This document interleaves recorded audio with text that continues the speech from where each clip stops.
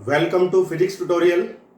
Physics tutorial में आप सभी का स्वागत है, अभिनंदन है। हेलो बच्चों, कैसे हैं आप? आपको पिछली क्लास में मैंने पढ़ाया था वैद्युत आवेश के गुणधर्म, प्रॉपर्टीज ऑफ चार्ज। इसमें हमने कुछ बातों को मुख्य रूप से पढ़ा था। सबसे पहली बात है आवेशों की योज्यता। एक बार मैं इसको रिपीट करना चाहूंगा। आवेशों की योज्यता, जिसमें हमने पढ़ा था कि किसी निकाय में कुल आवेश उस निकाय में उपस्थित विभिन्न आवेशों के बीजीय योगफल के तुल्य होता है। इसके लिए हम क्या करते हैं, निकाय में जितना भी आवेश उपस्थित है सभी आवेशों का बीजीय योग हम कर देते हैं। धनावेश है तो प्लस का चिन्ह, ऋणावेश है तो माइनस का चिन्ह हम यहाँ पर प्रयुक्त करते हैं। आज हम फिलहाल सबसे पहले कुछ न्यूमेरिकल प्रॉब्लम्स हैं, कुछ आपके चैप्टर के एग्जाम्पल हैं जो कि बोर्ड परीक्षाओं में भी पूछे गए हैं, पूछे भी जाते इस पैटर्न पर आधारित प्रश्न है, उनको अमल करवाएंगे। इसके बाद हम पढ़ेंगे आवेशन की विधियां। तो यहां पर आप ध्यान दें, पहला प्रश्न जो है इसमें लिखा है, दिया हुआ है आपको, किसी धातु के गोले को एक कूलाम आवेश से धनावेशित करने में कितने इलेक्ट्रॉन निष्कासित करने होंगे। इन प्रश्नों पर हम चर्चा कर रहे हैं आज। पहला प्रश्न कौन देख रहे हैं, धातु के गोले को आवेश दिया है Q बराबर 1 कूलाम, हमें धनावेशित करना है तो इलेक्ट्रॉन तो हमें क्या करने होंगे, निष्कासित करने होंगे। Number of electron question mark जो आपसे पूछ रहा है।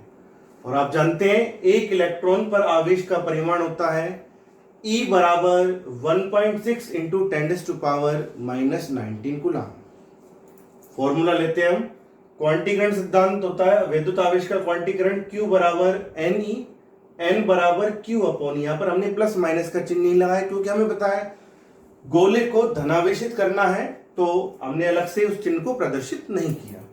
N बराबर Q अपॉन E, तो Q की वैल्यू 1 कूलाम, इसमें E की वैल्यू का भाग देंगे आप तो 10⁻⁻19 ऊपर जाकर हो जाएगी प्लस में, और जब आप 1 में 1.6 का भाग देंगे तो यहां से आप दशमलव हटाते हैं तो ऊपर लगा देंगे 0, तो आपको वैल्यू मिलेगी 0.625 इंटू 10⁻19, और यदि आप इसे 625 लिखें तो गुणा में आ जाएगा 10⁻16, यानी कि ये आपका रिजल्ट हो जाएगा कि आपको यदि धातु के गोले को 1 कूलाम आवेश देना है तो उस गोले से कितने इलेक्ट्रॉन, 625 गुणा 10⁻16 इलेक्ट्रॉन निष्कासित करने होंगे, तभी वह धातु का गोला 1 कूलाम के धनावेश से आवेशित होगा।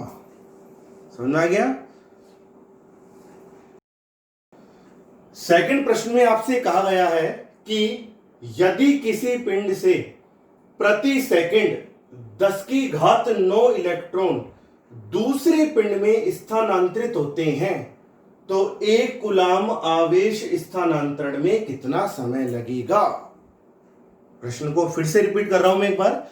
आपसे कहा गया है यदि किसी पिंड से प्रति सेकंड 10�9 इलेक्ट्रॉन दूसरे पिंड में स्थानांतरित होते हैं तो 1 कूलाम आवेश स्थानांतरित होने में कितना समय लगेगा, ये कैलकुलेशन आपको करनी है।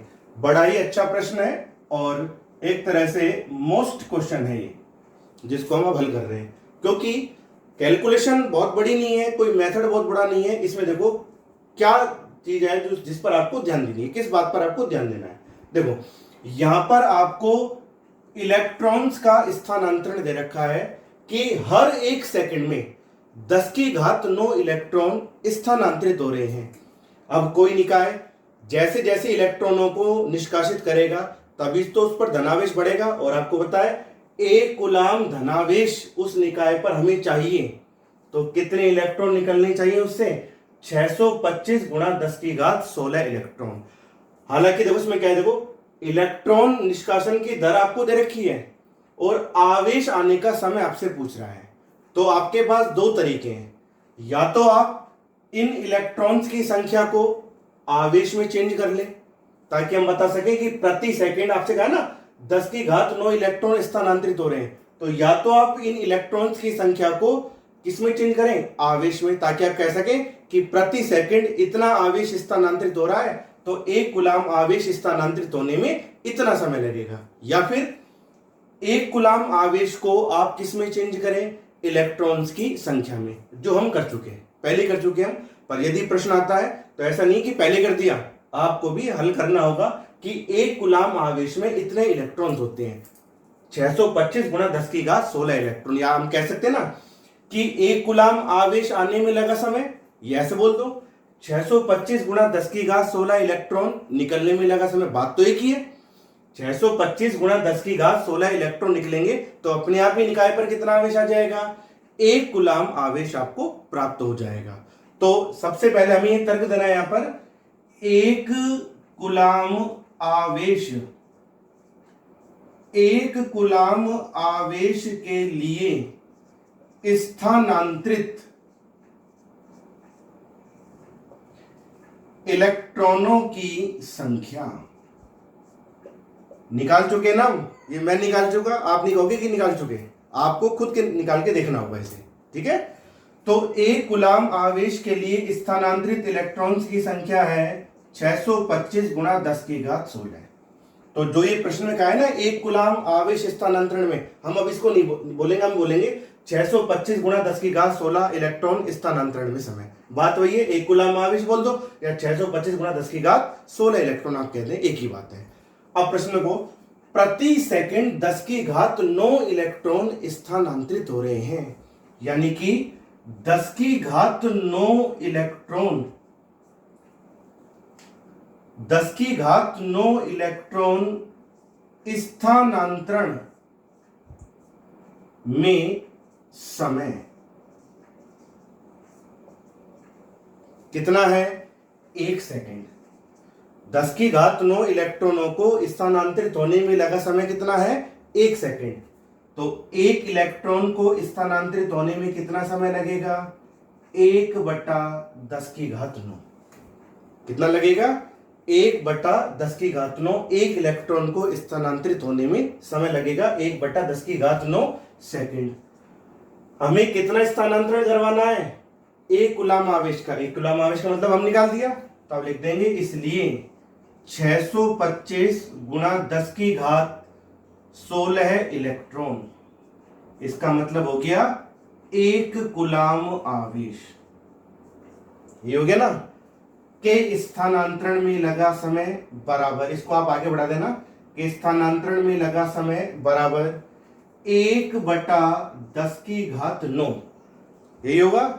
इससे गुणा कर देंगे 625 गुणा 10 की घात 16 को, तो आ जाएगा ये T बराबर 625 गुणा, 625 गुणा हो सकता है आपको ऐसे नहीं दिख रहा हो, मैं इसको ऊपर कर देता हूं,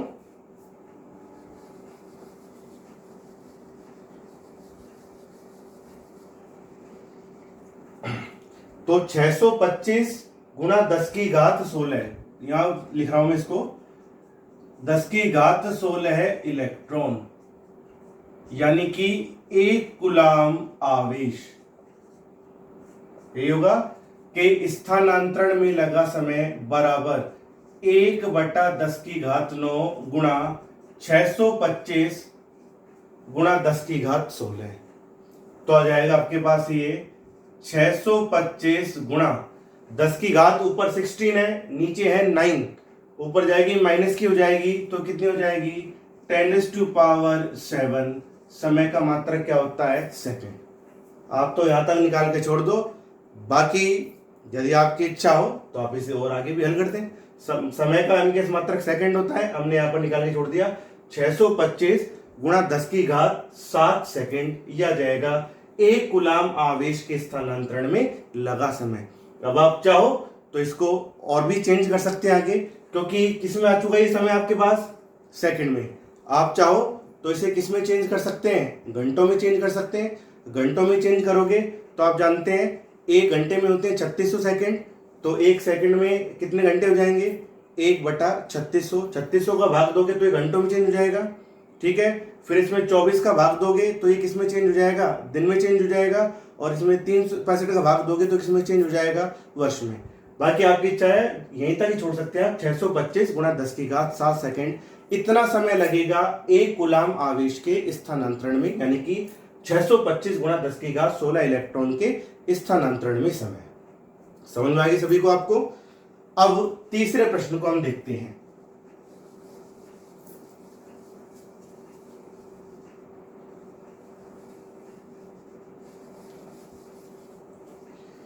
तीसरा प्रश्न है, किसी वस्तु को आवेशित करने पर उसके द्रव्यमान में 9.1 नैनोग्राम की वृद्धि हो तो उस पर आवेश का मान व प्रकृति ज्ञात करो। वही बात आ गई जो मैंने आपको पिछले लेक्चर में बताई थी। स्थानांतरण हो रहा है और वृद्धि किसमें हो रही है, द्रव्यमान में। मैंने आपसे कहा था ना, जब वस्तु आवेशित होती है या दो वस्तुओं के मध्य आवेश का स्थानांतरण होता है तो इस प्रक्रिया में वस्तुओं का द्रव्यमान भी परिवर्तित होता है। धनावेशित वस्तु इलेक्ट्रॉन त्यागती है और आप जानते हैं एक इलेक्ट्रॉन का द्रव्यमान होता है 9.1 गुणा 10⁻31 किलोग्राम। चाहे बहुत अल्प होता है पर कुछ ना कुछ द्रव्यमान तो होता ही है। तो धनावेशित वस्तु इलेक्ट्रॉन त्यागेगी तो उसके द्रव्यमान में कमी होगी। ऋणावेशित वस्तु जब इलेक्ट्रॉन ग्रहण करेगी तो उसके द्रव्यमान में क्या होगी, वृद्धि होगी।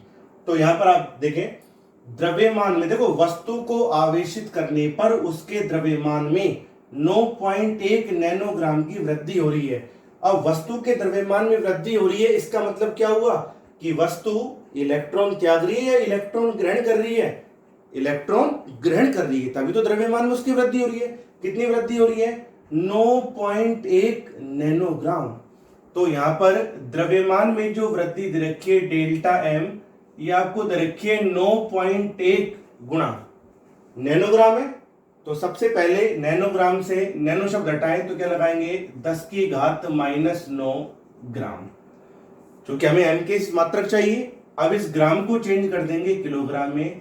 9.1 गुणा 10 की घात, आप जानते हैं 1 किलोग्राम में, किलोग्राम को जब ग्राम बनाते हैं तो 1000 से गुणा करते हैं, और जब ग्राम को किलोग्राम बनाओगे तो क्या करोगे, 1000 का भाग लगाओगे।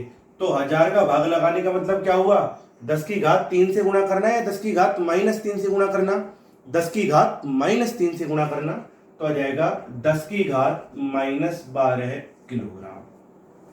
यह जाएगा उस निकाय के द्रव्यमान में वृद्धि हो रही है, यानी कि वह निकाय ऋणावेशित हो रहा है, क्योंकि वृद्धि तभी होगी जब वह इलेक्ट्रॉन ग्रहण करेगा।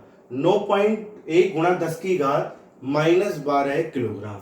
तो आपसे क्या करा है, उस निकाय पर आवेश का मान व प्रकृति ज्ञात करो। प्रकृति ज्ञात करना तो आपको पता ही है, कैसी प्रकृति होगी, ऋणावेशित होगा निकाय क्योंकि उसके द्रव्यमान में वृद्धि हो रही है। तो एक चीज तो आपको पता लग गई कि निकाय पर आवेश की प्रकृति होगी ऋणात्मक। वो हम जब आवेश का मान निकालेंगे ना तो माइनस का चिन्ह हम यहां पर लगा देंगे। आगे फॉर्मूला लिखेंगे Q बराबर -Ne। क्या लिखेंगे फॉर्मूला, Q बराबर -Ne। पर Q का मान तो तब निकालोगे ना जब आपके पास किसका मान आए, नंबर ऑफ इलेक्ट्रॉन्स, कि उसके द्रव्यमान में तो वृद्धि हो रही है, पर कितनी वृद्धि हो रही है उसके, वो तो आपको दे रखा है प्रश्न में, पर यह वृद्धि तभी तो हो रही है जब उसने इलेक्ट्रॉन ग्रहण किए। अब कितने इलेक्ट्रॉन ग्रहण किए, तो नंबर ऑफ इलेक्ट्रॉन आपको ज्ञात करने हैं। पहले n का मान निकालें, फिर आप निकालेंगे Q बराबर -Ne से Q की वैल्यू। तो देखो, आप जानते हैं जब इलेक्ट्रॉन का स्थानांतरण होगा, जब इलेक्ट्रॉन का स्थानांतरण होगा तो आप देखो कि डेल्टा एम की वैल्यू दे रखी है आपको 9.1 गुणा 10⁻12 किलोग्राम। यह आपको निकाय के द्रव्यमान में वृद्धि दी हुई है। तो देखो आपको क्या निकालना है, नंबर ऑफ इलेक्ट्रॉन्स। किसकी वैल्यू निकालनी है, नंबर ऑफ इलेक्ट्रॉन्स। अब आप देखो कि आप जानते हैं यदि निकाय कितने इलेक्ट्रॉन्स को, स्मॉल n इलेक्ट्रॉन्स ग्रहण करता है, ग्रहण करता है तो इस स्थिति में n इलेक्ट्रॉन ग्रहण करेगा, तो इस स्थिति में क्या बताना है आपको कि निकाय के जो द्रव्यमान में वृद्धि हुई है डेल्टा m, आपको इसकी वैल्यू दे रखी है, वह कितने इलेक्ट्रॉन्स के कारण हो रही है। तो आ जाएगा n बराबर 9.1 गुणा 10 की घात माइनस 12 किलोग्राम। ये तो निकाय के द्रव्यमान में वृद्धि थी और ये वृद्धि हो रही है इलेक्ट्रॉन के कारण। इसमें भाग दे देंगे एक इलेक्ट्रॉन के द्रव्यमान का 9.1 गुणा 10 की घात माइनस 31 किलोग्राम। भाई ये जो टोटल वृद्धि हुई है वह इलेक्ट्रॉन के कारण ही तो हो रही है, तो इसमें इलेक्ट्रॉन की संख्या निकालने के लिए आपने भाग दे दिया 9.1 गुणा 10 की घात माइनस 31 किलोग्राम इलेक्ट्रॉन के द्रव्यमान का। तो n बराबर आ जाएगा, ये तो कैंसिल हो जाएगा, 10 की घात माइनस 31 ऊपर जाकर आ जाएगी प्लस 31, तो 10 की घात 31 और 12 यह जाएगा 10 की घात 19 इलेक्ट्रॉन। मिल गया आपको 10 की घात 19 इलेक्ट्रॉन।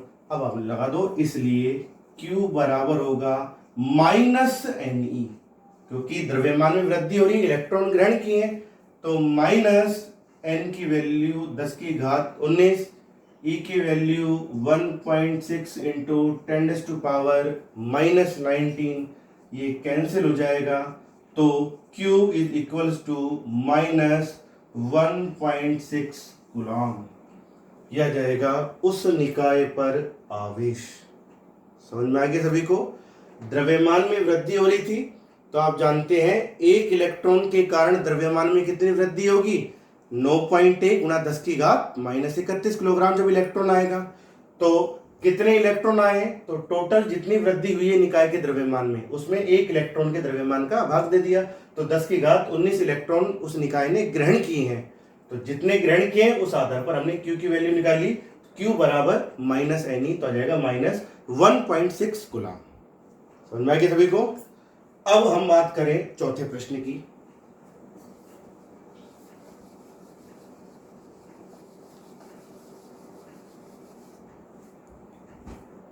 चौथा प्रश्न है, एक सिक्के से कितने इलेक्ट्रॉन निकाल लिए जाए। बिल्कुल सिंपल प्रश्न है वाला, कितने इलेक्ट्रॉन निकाल लिए जाए कि उस पर 10 की घात माइनस 7 कूलम का आवेश आ जाए। Q is equals to 10⁻⁻7 coulomb.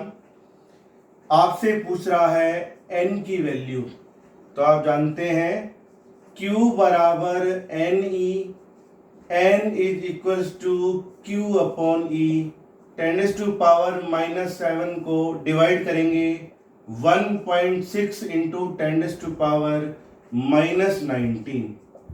अब ये तो आपने कर रखा है, 1 में जब 1.6 का भाग देंगे तो आ जाएगा 0.625 और माइनस 19 ऊपर जाकर प्लस में आ जाएगा, और 19 में से जब आप 7 को लेस करेंगे 10⁻12 लिख सकते हैं 625 इंटू 10⁻9 इलेक्ट्रॉन्स।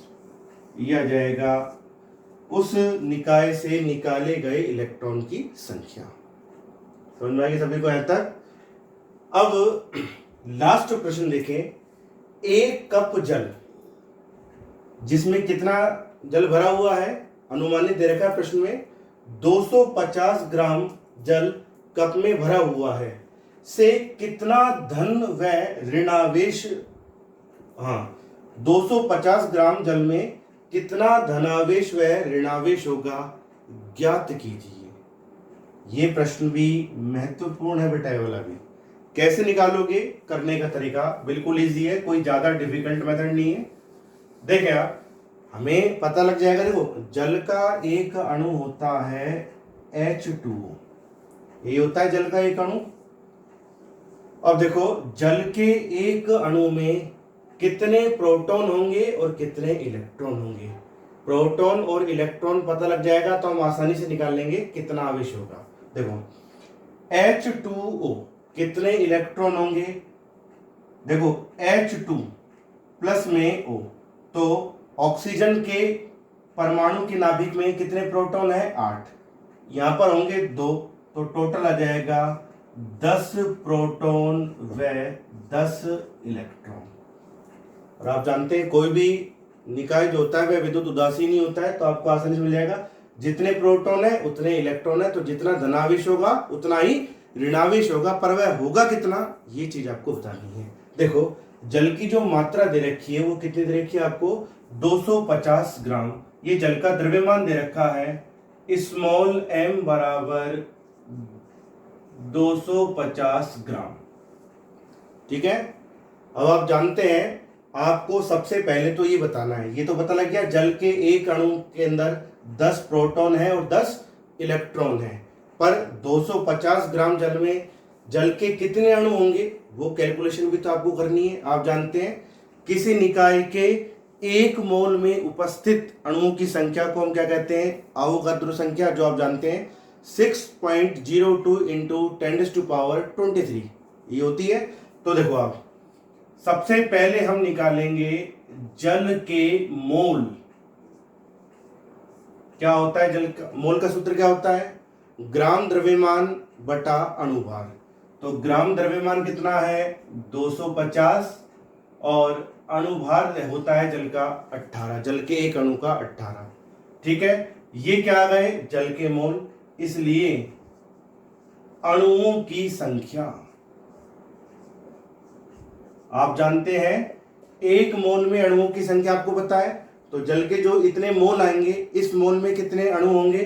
तो इस स्थिति में आ जाएगा, गुणा कर देंगे इसको अवोगाद्रो संख्या से 6.02 इंटू 10⁻23, यह जाएगी जल के अणुओं की संख्या। समझ में आ गया?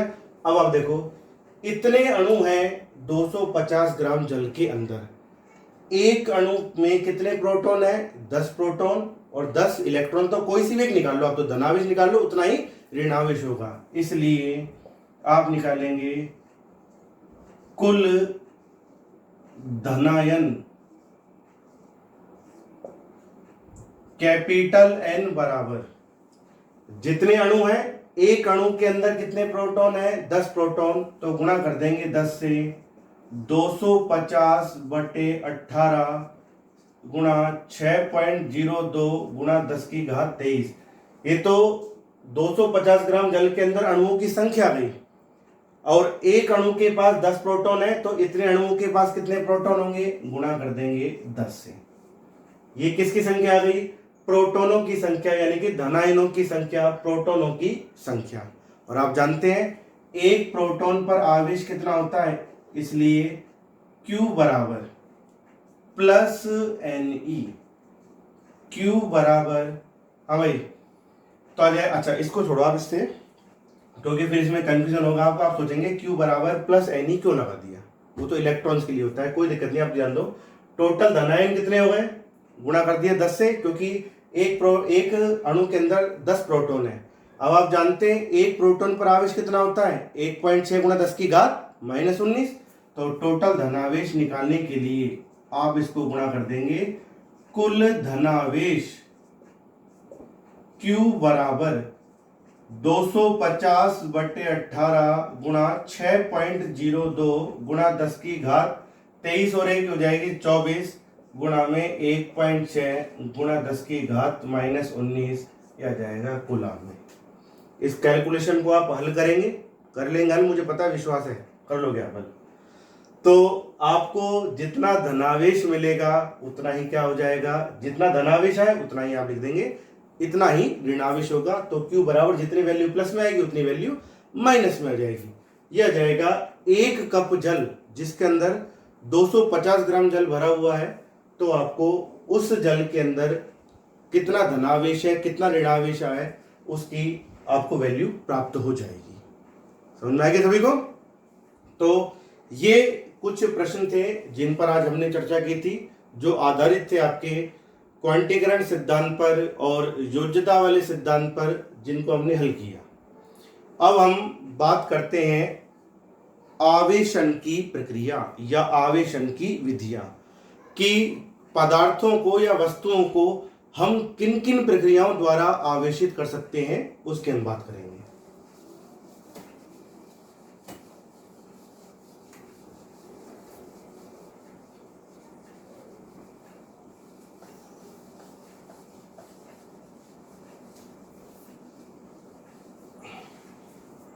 देखो, अब हम बात कर रहे हैं आवेशन की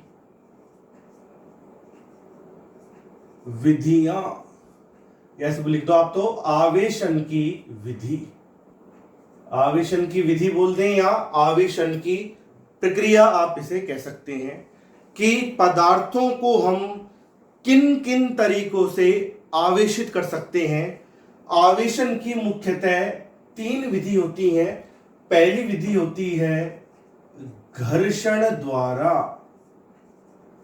घर्षण द्वारा आवेशन, ऐसे बोलते हैं घर्षण विधि। दूसरी आती है स्पर्श द्वारा आवेशन या स्पर्श विधि, और तीसरी विधि आती है प्रेरण द्वारा आवेशन या प्रेरण विधि। फिर से रिपीट कर रहा हूं, अब हमें पढ़ना है आवेशन की विधियां।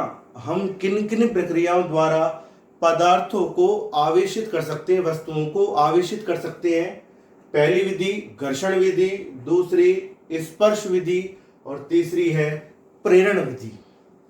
सबसे पहले हम बात कर रहे हैं घर्षण द्वारा आवेशन की। आपने जो शुरू में पढ़ा था ना घर्षण विद्युत की प्रक्रिया, उस प्रक्रिया को ही हम घर्षण द्वारा आवेशन कहते हैं। क्या होता है घर्षण विधि में? सबसे पहली विधि आती है घर्षण द्वारा। क्या होता है घर्षण विधि में? आपको पढ़ा रखा है, आपने जानते हैं इस चीज को कि जब हम दो वस्तुओं को, ये 2 वस्तुएं हैं ए और बी, इन वस्तुओं को परस्पर आपस में रगड़ते हैं या इन वस्तुओं के मध्य घर्षण होता है, बात तो एक ही है, तो किए गए यांत्रिक कार्य द्वारा ऊर्जा ग्रहण करके इलेक्ट्रॉन मुक्त होकर एक वस्तु से दूसरी वस्तु पर स्थानांतरित हो जाते हैं। तो जिसके कारण एक वस्तु जितने परिमाण में धनावेशित होती है Q बराबर प्लस NE, दूसरी वस्तु उतने ही परिमाण में ऋणावेशित हो जाती है Q2 बराबर माइनस NE। इस विधि को हम कहते हैं या इस प्रक्रिया को हम कहते हैं घर्षण द्वारा आवेशन। कि जो घर्षण विद्युत की प्रक्रिया है उस प्रक्रिया को ही हम कहते हैं घर्षण द्वारा आवेशन। 2 वस्तुओं को परस्पर एक दूसरे से रगड़ने पर इलेक्ट्रॉन स्थानांतरण के कारण उन वस्तुओं का परस्पर समान परिमाण और विपरीत प्रकृति में आवेशित हो जाने की प्रक्रिया को हम घर्षण विद्युत या घर्षण द्वारा आवेशन कहते हैं। इस प्रक्रिया में सबसे महत्वपूर्ण बात क्या होती है कि दोनों वस्तुएं समान परिमाण में परंतु विपरीत प्रकृति में आवेशित होंगी। एक पर जितना धनावेश आएगा दूसरी वस्तु पर उतना ही ऋणावेश आएगा। इस विधि को हम कहते हैं घर्षण द्वारा आवेशन। क्लियर, समझ में आएगी सभी को? एक बार और बोल देता हूं मैं, किन्हीं 2 वस्तुओं को परस्पर एक दूसरे के साथ रगड़ने पर उन वस्तुओं का आवेशित होना ही घर्षण विद्युत या घर्षण द्वारा आवेशन कहलाता है। इस प्रक्रिया में दोनों वस्तुएं परस्पर समान परिमाण और विपरीत प्रकृति में आवेशित होती हैं। इस विधि को हम कहते हैं घर्षण द्वारा आवेशन। जैसे कांच की छड़ को रेशम के कपड़े से रगड़ना, जो आपने पढ़ा हुआ है। क्लियर? अब हम बात करते हैं सेकंड विधि की। दूसरी विधि जो है इसे हम कहते हैं स्पर्श द्वारा आवेशन या स्पर्श विधि।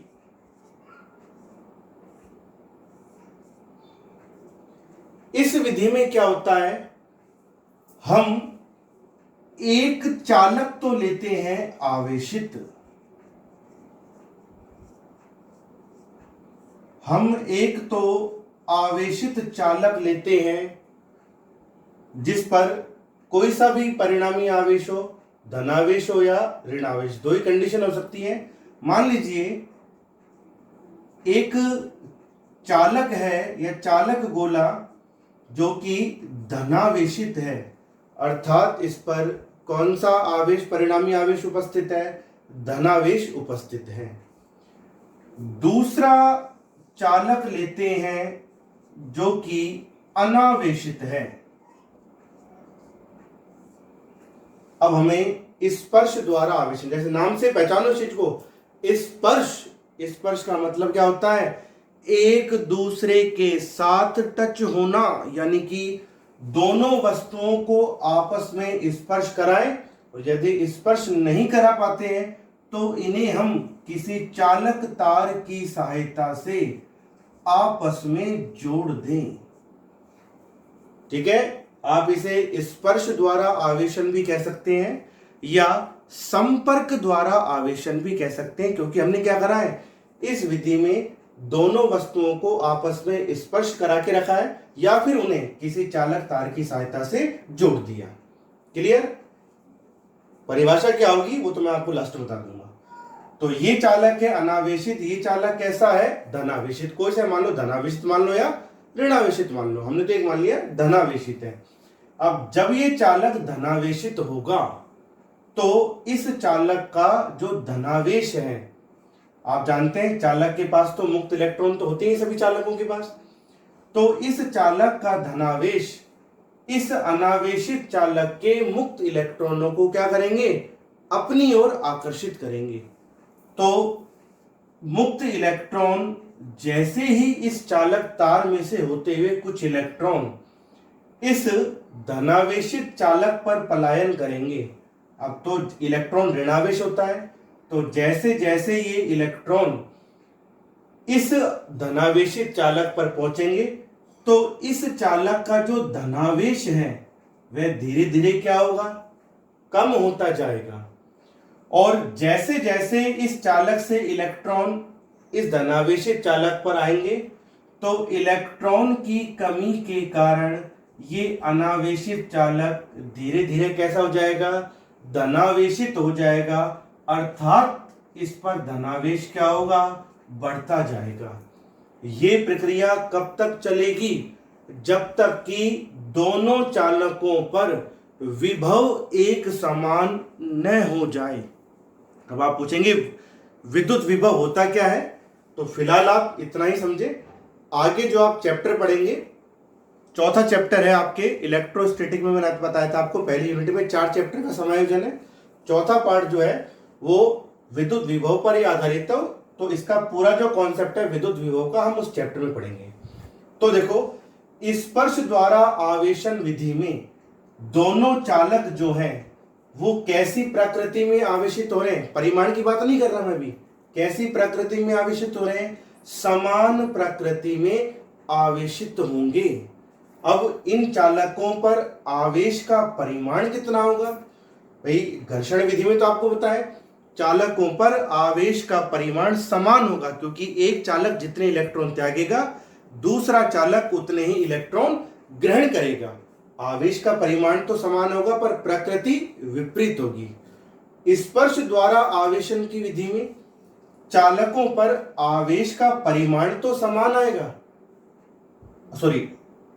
स्पर्श द्वारा आवेशन की विधि में चालकों पर आवेश की प्रकृति तो समान होगी, पर परिमाण जो है वह इन चालकों के आकार पर निर्भर करेगा। यदि ये चालक समान आकार के हैं तो ये जो Q आवेश था वो दोनों पर आधा आधा बढ़ जाएगा, और अलग अलग आकार के हैं तो आवेश निर्भर करेगा इन चालकों की धारिता पर निर्भर करेगा। अब ये धारिता, विद्युत विभव, ये कॉन्सेप्ट आप चौथे चैप्टर में पढ़ेंगे, उसमें आपको बता दिया जाएगा। तो देखो आप कैसे आप एक्सप्लेन करेंगे स्पर्श द्वारा आवेशन की प्रक्रिया में। हमने क्या करा स्पर्श द्वारा आवेशन की प्रक्रिया में, एक आवेशित चालक लिया और दूसरा कैसा चालक लिया हमने, अनावेशित चालक।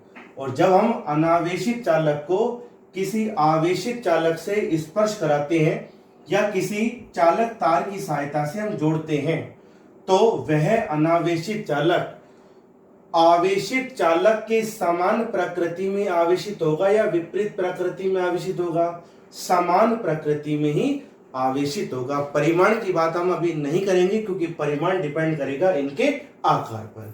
तो स्पर्श द्वारा आवेशन को हम लिखते हैं कि इस विधि में किसी अनावेशित चालक को आवेशित चालक से स्पर्श करवाकर, अथवा आप ऐसे बोल दें अनावेशित चालक को किसी चालक तार की सहायता से आवेशित चालक के साथ जोड़कर उस आवेशित चालक के समान प्रकृति में ही आवेशित किया जाता है। स्पर्श विधि में, भाई स्पर्श द्वारा आवेशन की विधि में कि एक अनावेशित चालक को आवेशित चालक की से स्पर्श करवाकर उसके समान प्रकृति में ही आवेशित किया जाता है। इस विधि को हम कहते हैं स्पर्श विधि या आवेशन विधि। समझ में आ गया सभी को? इसे आप संपर्क विधि भी कह सकते हैं। ठीक है, तो घर्षण द्वारा आवेशन और स्पर्श द्वारा आवेशन, इस विधि में मुख्य अंतर क्या हुआ कि घर्षण द्वारा आवेशन विधि में वस्तुएं विपरीत प्रकृति में आवेशित होती हैं और स्पर्श द्वारा आवेशन विधि में वस्तुओं पर आवेश की प्रकृति समान होती है। घर्षण द्वारा आवेशन, तो एक तो पहला अंतर ये हो गया। दूसरा अंतर, घर्षण द्वारा आवेशन की प्रक्रिया में वस्तुओं पर आवेश का परिमाण समान होता है, जबकि स्पर्श द्वारा आवेशन की प्रक्रिया में वस्तुओं पर प्रकृति तो आवेश की समान है पर परिमाण जो होगा उन वस्तुओं के आकार पर निर्भर करता है। ठीक है, ये हो गया स्पर्श द्वारा आवेशन विधि। और लास्ट थर्ड वन हम पढ़ रहे हैं प्रेरण द्वारा आवेशन। कौन सी विधि को हम पढ़ रहे हैं? प्रेरण द्वारा आवेशन विधि।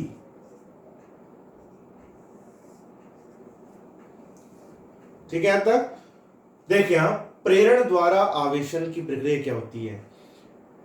प्रेरण द्वारा आवेशन की प्रक्रिया स्पर्श द्वारा आवेशन की प्रक्रिया से बिल्कुल अलग है। वो कैसे? स्पर्श विधि में हम क्या करते हैं, अनावेशित चालक को आवेशित चालक के साथ जोड़ते हैं और उसके समान प्रकृति में ही आवेशित करते हैं। प्रेरण विधि में हम ऐसा नहीं करेंगे। अनावेशित चालक को आवेशित चालक के साथ नहीं जोड़ेंगे, स्पर्श नहीं करवाएंगे, केवल उससे कुछ दूरी पर ही रखेंगे, क्योंकि नाम है प्रेरण विधि, जिसका मतलब है केवल प्रेरणा देनी है हमें, आपस में उनको नहीं जोड़ना। और कैसे आवेशित करेंगे? जैसे घर्षण विधि में होता है ना, विपरीत प्रकृति में, हम प्रेरण में भी विपरीत प्रकृति में ही आवेशित करेंगे कि ये विधि दोनों से बिल्कुल अलग है। स्पर्श विधि के अकॉर्डिंग हमें अनावेशित चालक को आवेशित चालक के साथ स्पर्श नहीं करवाना है, और प्रेरण स्पर्श करवाते हैं हम स्पर्श विधि में, प्रेरण विधि में हम ऐसा नहीं करेंगे। तो देखें आप इसे, इसके लिए हम क्या करते हैं, मान लीजिए ये एक आवेशित छड़ है,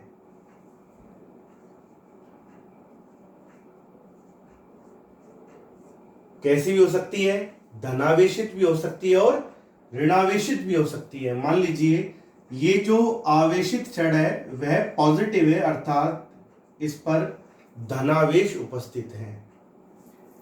एक गोलीय चालक है जो कि अनावेशित है।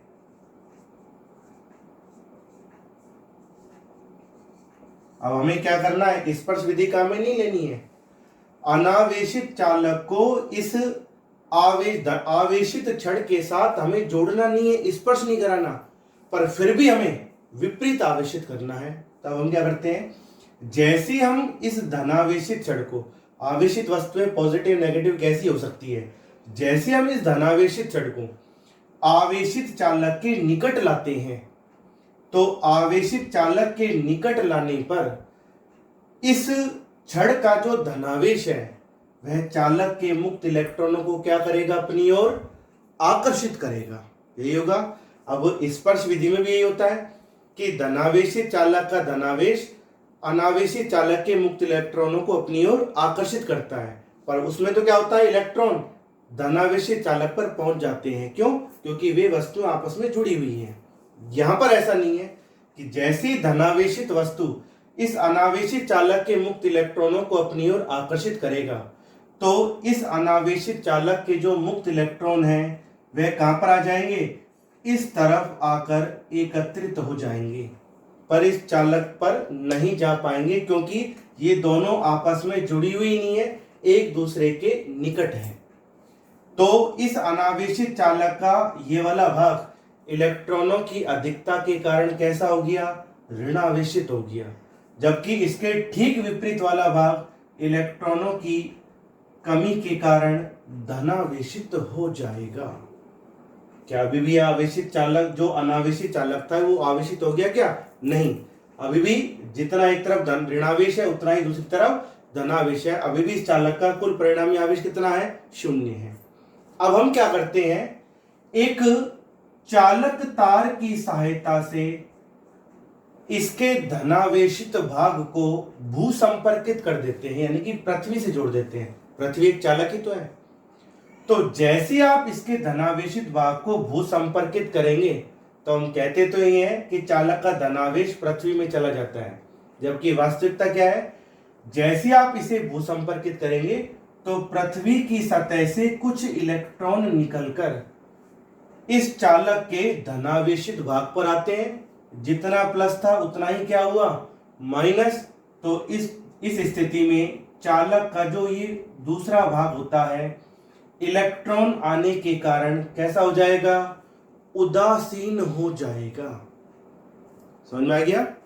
अब हम क्या कर देते हैं, इस भू संपर्कित तार को हटा देते हैं और भू संपर्कित तार को हटाकर इन दोनों को एक दूसरे से अलग अलग कर देते हैं, बहुत दूर ले जाते हैं।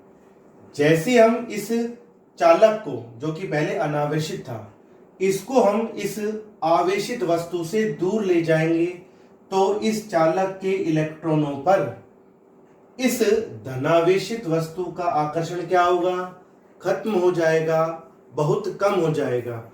और जैसे ही इसके मुक्त इलेक्ट्रॉनों पर धनावेशित वस्तु का आकर्षण खत्म होगा तो ये इलेक्ट्रॉन इलेक्ट्रॉन परस्पर एक दूसरे को प्रतिकर्षित करेंगे और इस पूरे चालक की सतह पर क्या करेंगे, फैल जाएंगे, और परिणाम स्वरूप यह चालक कैसा हो जाएगा, धनावेशित या ऋणावेशित हो जाएगा, जो कि इस चालक इस वस्तु के समान प्रकृति में हुआ है या विपरीत प्रकृति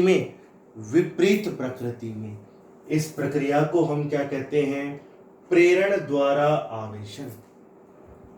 कैसे हम इसे एक्सप्लेन कर रहे हैं कि प्रेरण द्वारा आवेशन की प्रक्रिया में हम किसी, ये जो चालक था पहले कैसा था, अनावेशित था। प्रेरण द्वारा आवेशन की प्रक्रिया में हम किसी अनावेशित चालक को आवेशित चालक के संपर्क में लाए बिना ही, जैसे बोल दो स्पर्श करवाए बिना ही, उसकी तुलना में कैसा आवेशित, विपरीत आवेशित करते हैं।